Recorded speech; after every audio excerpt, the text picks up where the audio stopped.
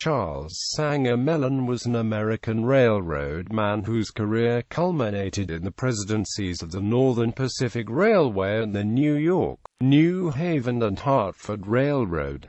His goal, along with the New Haven's financier J.P.Morgan, was to consolidate, electrify and modernize all the main railroads of New England, so as to lower competition and produce higher profits. The result of his abrasive tactics alienated public opinion, led to high prices for acquisitions and costly construction. The accident rate soared when efforts were made to save on maintenance costs. Debt soared from $14 million in 1903 to $242 million in 1913, when it was hit by an antitrust lawsuit by the federal government on the charge of monopolizing New England's rail traffic. He was called the last of the railway czars. Railroad man. Mellen was born in Lowell, Massachusetts, United States, on August 16, 1852.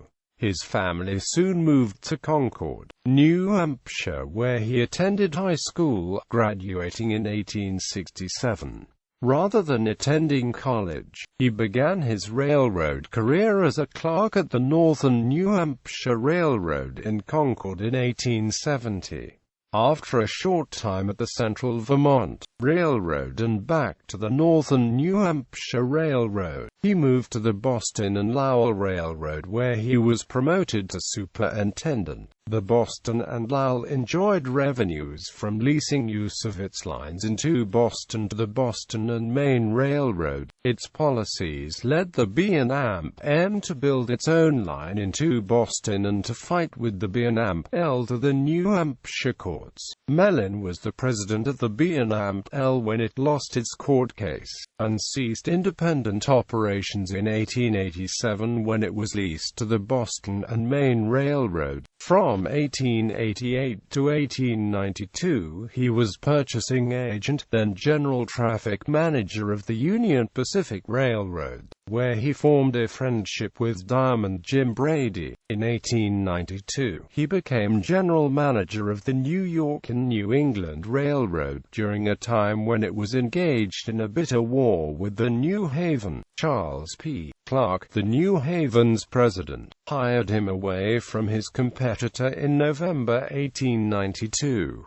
Mellen later testified that, said I was too much of a nuisance on the New England. Mellen came to the attention of J.P.Morgan when he drove such a hard bargain with the New York Central that Chauncey Depew complained to Morgan, a director of both the New Haven and the New York Central. Morgan's grandfather was an original investor in the Hartford and New Haven Railroad, one of the two principal predecessors of the New Haven. His interests had led him to become a director of the New Haven in 1891. Morgan man at Northern Pacific. Morgan's bank had become receiver of the Northern Pacific in August 1893. Mellen had an active role in the reorganization and became president of the NP when it emerged from receivership in 1896.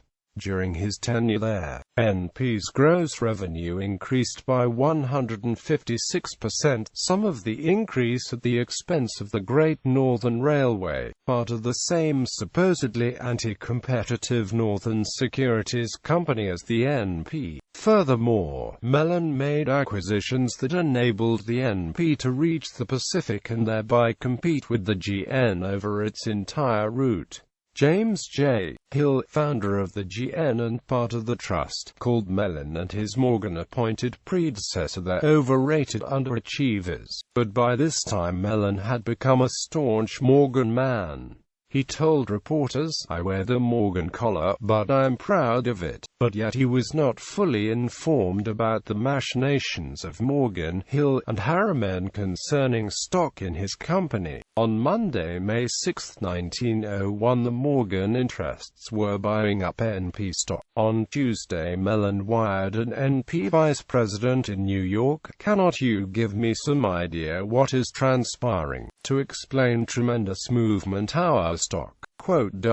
The New Haven, When Charles P. Clark resigned as the New Haven's president in 1900, Mellen made inquiries for the job, but Morgan needed him at the NP. By 1903, Morgan's priorities had changed. Upon assuming the New Haven presidency, Mellen undertook a program of modernization of transportation in New England that extended from railroads to steamship lines and street railways.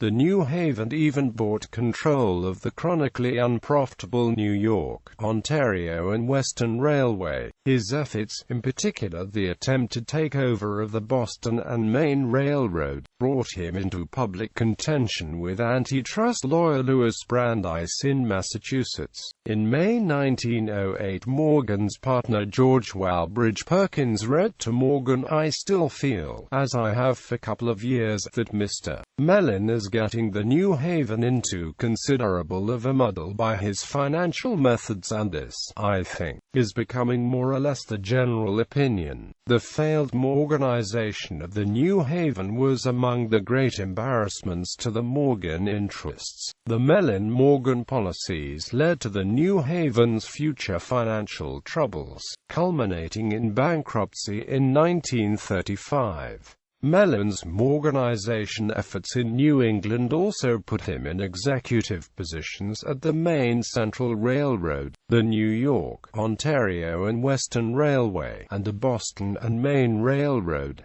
His goal, along with the New Haven's financier J.P.Morgan, was to consolidate, electrify and modernize all the main railroads of New England, so as to lower competition and produce higher profits. The result of his abrasive tactics alienated public opinion, led to high prices for acquisitions and costly construction. The accident rate soared when efforts were made to save on maintenance costs. Debt soared from $14 million in 1903 to $242 million in 1913, when it was hit by an antitrust lawsuit by the federal government on the charge of monopolizing New England's rail traffic. He was called the last of the railway czars. Loyal, J.P. Morgan was aged and ill when the difficulties of the New Haven and other efforts led him to be summoned to give testimony before the Puyo Committee. Morgan died on March 31, 1913. Mellen shouldered the burden of testifying and faced indictments. He provided testimony concerning nearly $10 million disbursed in connection with acquiring the franchise for the New York, Westchester and Boston Railway and resolving a franchise dispute with the New York and Portchester Railroad.